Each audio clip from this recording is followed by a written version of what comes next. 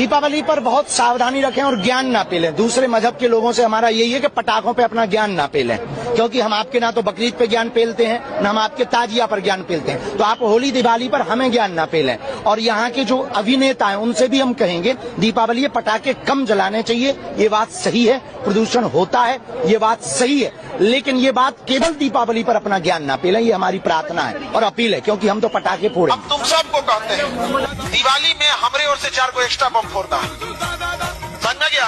अब कोई ज्ञान देने आ गया, भाषण देने आ गया प्रदूषण तो ओकरे ऊपर फोड़ दे। सचुरा तुरा 2 साल से यूक्रेन बम मार रहा है, तोरा प्रदूषण नहीं हो रहा है भाई। 14,000 kg का 14 को फोड़ ले, तोरा प्रदूषण नहीं हो रहा है। हमरा ही मिर्चैया बुलेट बम से तोरा दिक्कत है। इस बार स्पेशल टारगेट लेके बम पटाखा फोड़ना है।